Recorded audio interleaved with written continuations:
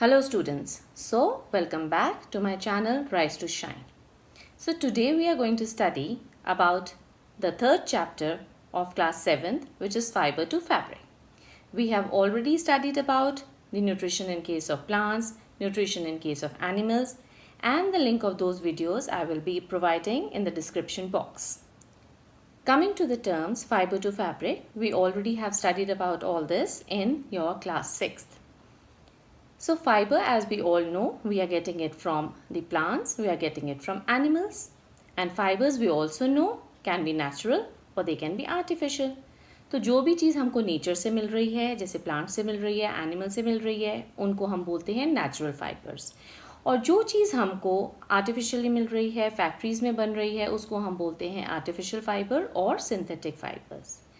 अब क्या चीज़ याद रखनी ज़रूरी है कि बेसिकली हमको प्लांट से कौन कौन से फाइबर्स मिल रहे हैं और एनिमल से कौन कौन से फाइबर्स मिल रहे हैं.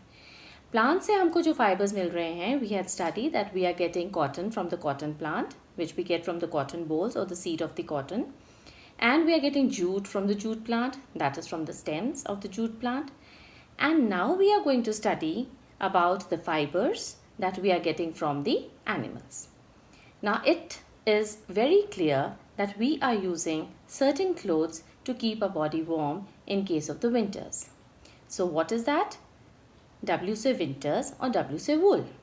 So ये जो आपको मिल रही है wool, that you are getting it from the animals, that is like you are getting it from yak, you are getting it from sheep, and you are getting it from goats. Now there are different breeds. There are certain breeds of sheep which are giving you very thick wool. So this wool is definitely more warm as compared to the others. So there are different qualities. A proper procedure is followed. अगर आपने fibre से fabric बनाना है तो आप एक procedure follow करते हो, एक मेथड फॉलो करते हो जिसके अंदर डिफरेंट स्टेप्स होते हैं. सेम वे अगर हमको शीप से फाइबर चाहिए तो हम क्या करेंगे? We are going to follow a process which has got many steps. तो सबसे पहला स्टेप क्या है कि हमने जो शीप को है वो लुक आफ्टर करना है, उसकी ब्रीडिंग करनी है, उसकी रियरिंग करनी है. The rearing term means looking after the animals, bringing them up, their breeding, their feeding and their cleanliness. तो ये सारी जो चीज़ें हैं, these are a part of a branch of science which is known as animal husbandry. तो हम क्या करते हैं? हम इन sheep की breeding करते हैं, इनको look after करते हैं, उनके खाने का ध्यान करते हैं so that we get good quality of wool. Now another thing that we need to remember is कि जो sheep है उसकी rearing के लिए we are generally feeding it with certain plants because they are the herbivorous animals, and we are also giving them certain other proteinaceous substances like pulses.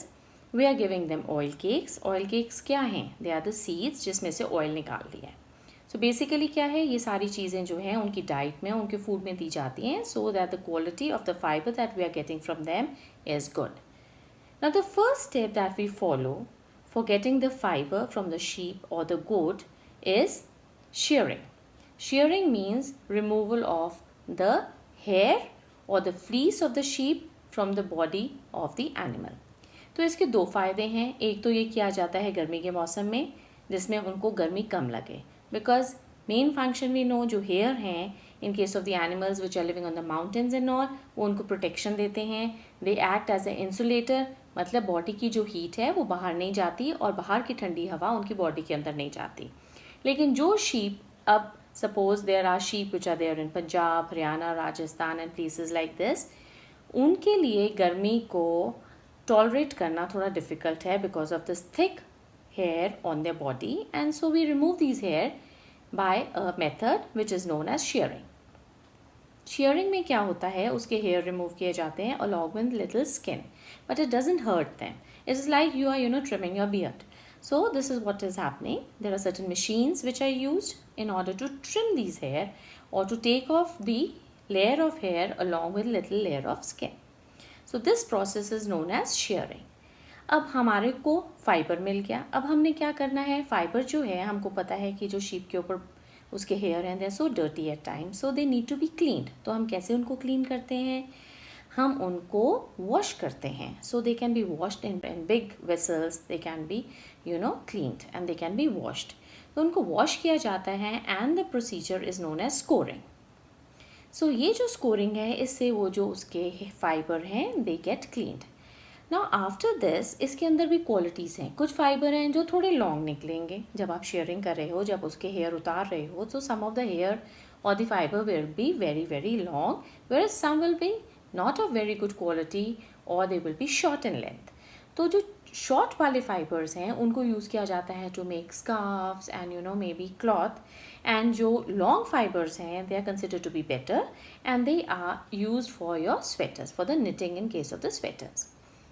Now coming to the next step, after the sorting out, what is happening? They are again washed. Means फिर से उसको scoring की जाती है.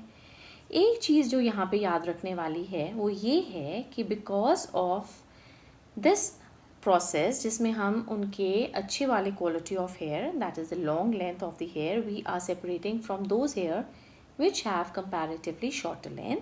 और इस process को हम क्या बोलते हैं? सॉर्टिंग. लेकिन जो वर्कर्स ये सॉर्टिंग कर रहे हैं they are getting expose to a bacteria and that bacteria is known as anthrax. तो उससे जो उनको वर्कर्स को डिजीज़ होता है उस डिज़ीज़ को हम बोलते हैं sorters disease, which is very very dangerous for them. So ये सॉर्टर्स डिजीज़ है, this is known as a occupational disease. क्योंकि व्हाट इज़ अ ऑक्यूपेशन? जिस भी चीज़ से हमको अर्निंग होती है, पैसा मिलता है और जो हमारा रोज़ का काम है उसको हम बोलते हैं ऑक्यूपेशन. तो ये जो वर्कर्स हैं जो उसके फ्लीस के हेयर को डिपेंडिंग अपॉन द क्वालिटी और द लेंथ अलग कर रहे हैं, they are known as the sorters. और उनको जो डिजीज़ होता है because of this is known as the sorters disease. Now we had read about this that sorters जो हैं वो सॉर्टिंग कर देते हैं. उसके बाद में क्या हो रहा है? आप वापस उसकी वॉशिंग करते हो और वॉश करने के बाद अब आपके पास जो फाइबर आया है उसको आपने क्या करना है? You are going to colour it. Why? Because the colour of the fleece of the sheep is generally white. तो हमको सिर्फ वाइट कलर के स्वेटर्स तो नहीं चाहिए, वाइट कलर की शॉल्स नहीं चाहिए. तो हम क्या करते हैं? हम उसको कलर करते हैं, हम उसको डाई करते हैं. Now what we need to remember कि अब वो डाई भी हो गया, तो अब हमने क्या करना है? इन फाइबर्स का हमने बनाना है yarn. So what are we doing? We are going to just straighten them, we are going to comb them and then we are going to roll them in such a way that we get the yarn. So ये कौन सा fibre है और ये हमको कहाँ से मिल रहा है? इस चीज़ को हम फिर से रिवाइज करेंगे. We are getting it from the goats, we are getting it from the yak, we are getting it from the sheep. तो ये जो फाइबर हमको मिल रहा है this is known as a wool, जिससे कि हम क्या बना रहे हैं? हम अपने गर्म कपड़े बना रहे हैं so that it traps the air and keeps our body warm. Because we all know जो air है that is a poor conductor of heat. तो उससे क्या हो रहा है? हमारी बॉडी की गर्मी जो है वो हमारी बॉडी के अंदर ही रहती है और बाहर की ठंडी हवा हमारी बॉडी को अफेक्ट नहीं करती.